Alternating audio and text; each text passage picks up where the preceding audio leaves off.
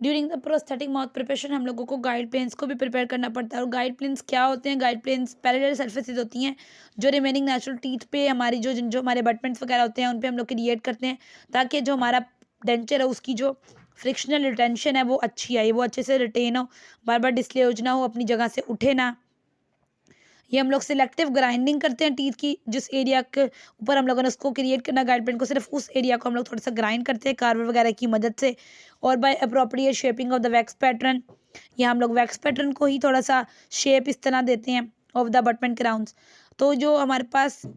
Procedure है इसको बनाने का, वो हम लोगों ने गाइड प्लेन को इस तरह बनाना है, वो लोकेशन के हिसाब से मैटर करता है, बट फॉलोइंग कंडीशंस में हम लोगों ने गाइड प्लेन बनाना है कि abutment teeth adjacent to the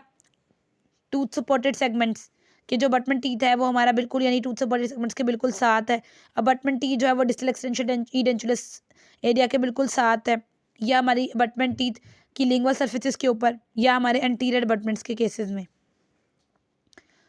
तो वो कह रहे हैं कि guiding plane preparation for the abutment teeth adjacent to the tooth supported जो सेगमेंट है, जिसको हम लोग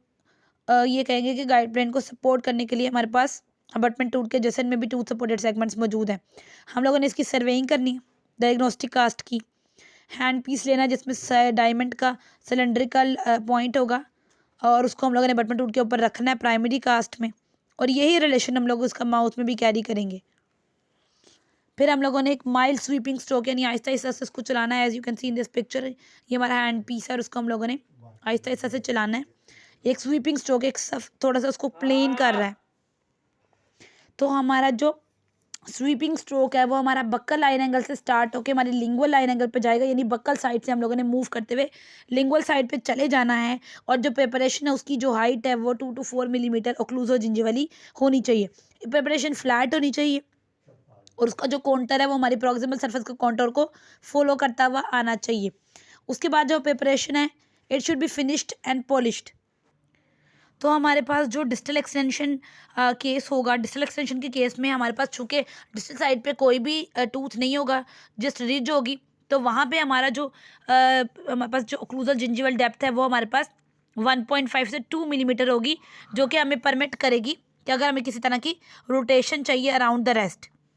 उसके बाद हमारे पास guide plane preparation from the lingual surface of the abutment teeth, जो लिंगुअल सरफेस के ऊपर हम लोगों ने बनाना है। फॉर द लिंगुअल सरफेस हम लोग इसको middle third of the crown पे प्रिपेयर करेंगे, और जो हाइट है वो हमारी 2 to 4 मिलीमीटर रहेगी,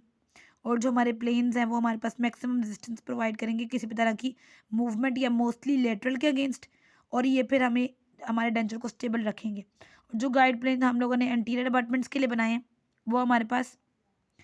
स्टेबलाइजेशन तो प्रोवाइड करते हैं, लेकिन पैरेललिज्म भी देते हैं, वेजिंग एक्शन को रिड्यूस करते हैं, यानी किसी भी तरह के उतरने या डिसलॉज होने के एक्शन को, हमारे अगर बटमेंट और डेंचर के दरमियान में कोई स्पेस है उसको बंद करते हैं या कम करते हैं, रिटेंशन को इंक्रीज़ करते हैं, स्टैटिक्स को भी इंक्रीज़ करते हैं।